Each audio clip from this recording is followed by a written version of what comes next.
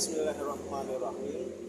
Mengenai seseorang meyakini sesuatu agama, karena di negara kita itu kan diakui itu ada Islam, Katolik, Kristen, Protestan, ada Buddha, ada Hindu, ada aliran kepercayaan, dan ada Konghucu, Buddha, dan seterusnya. Ya kita meyakini agama yang kita sebutkan tadi itu sah sesuai dengan hukum positif yang berlaku di negara kita, negara Indonesia ini. Nah, terkait dengan saudara kita, sahabat kita Mas Ruben, beliau sudah mualaf informasinya. Nah itu kan hak privasi beliau. Kalau kita menyangkut keyakinan, silakan mau agama apa saja di negara kita yang tercinta ini, yang penting kita sesuai dengan aturan. Agama yang disahkan di Indonesia itu yaitu tadi agama itu yang kita sebutkan tadi. Karena untuk menjadi mu'alaf itu adalah salah satu tadi hidayah dari Allah Subhanahu wa Ta'ala, dan tidak bisa dipaksa. Memang sudah kesadaran sendiri kan, memang sudah kesadaran sendiri. Bismillahirrahmanirrahim.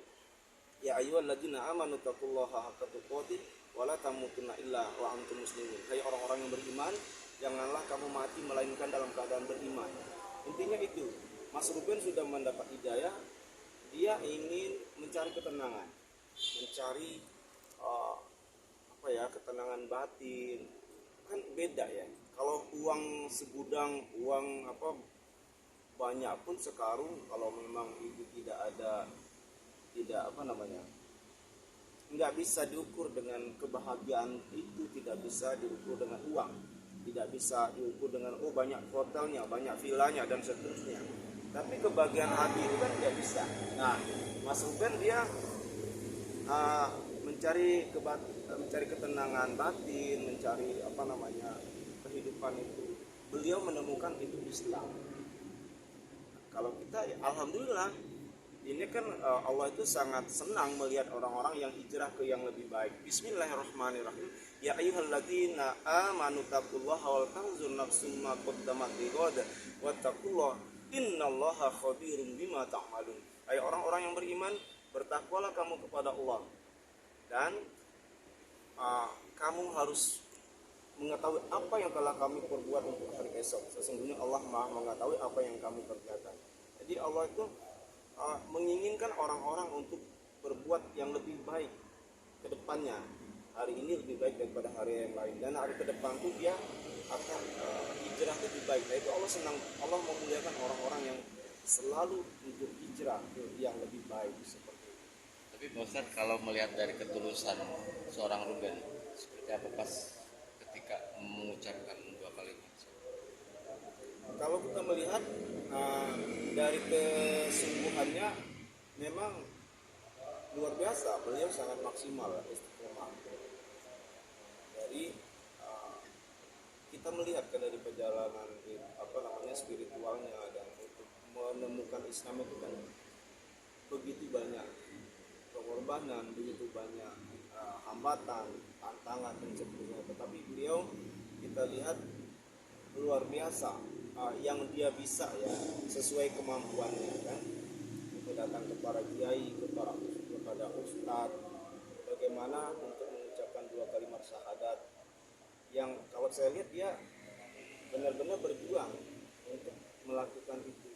Nah ini harapan kita, doa kita semua, Mas Ruben itu benar, kalau memang serius, insya Allah bismillah beliau benar-benar meyakini ya, beliau benar-benar serius, istiqomah, sabar, dan ikhlas untuk meyakini Islam.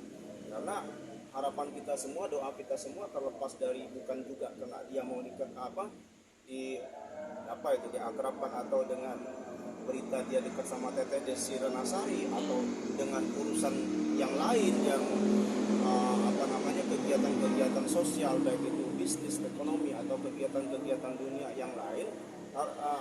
Harapan kita semua, doa kita semua ya memang beliau benar-benar tidak ada faktor yang lain, memang untuk benar-benar meyakini Islam itu dengan penuh keikhlasan seperti itu. Kita ingat kan Nabi Ibrahim kan kepada putranya, karena beliau ikhlas kan. Kalau seseorang itu ikhlas, insya Allah hasilnya akan baik.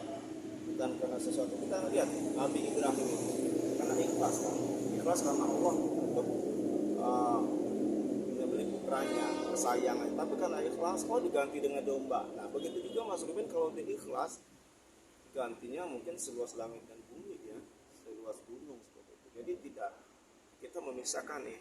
Semoga harapan doa kita semua ya, masyarakat yang tercinta, bahwa Mas Ruben itu memang benar-benar ikhlas di dalam menjalankan syariat Islam.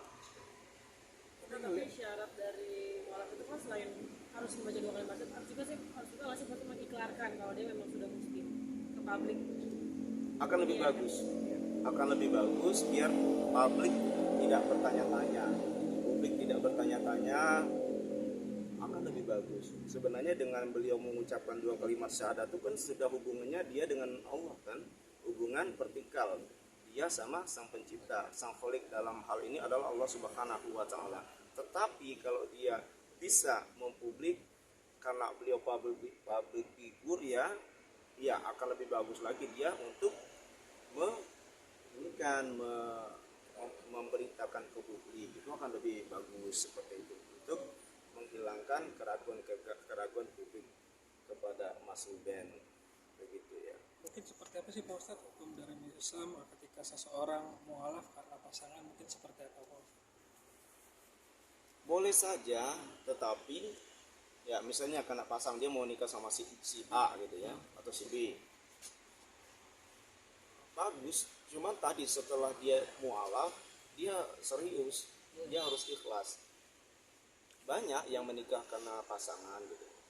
Ya nanti kan pasangannya itu akan, ya ini dalam ajaran agama kita ya, dalam ajaran agama Islam, pasangannya nanti akan mendapatkan istana surga nanti di akhirat sana, bagi orang yang bisa menghijrahkan atau membawa kehidupan yang lebih baik seperti itu siapapun orangnya.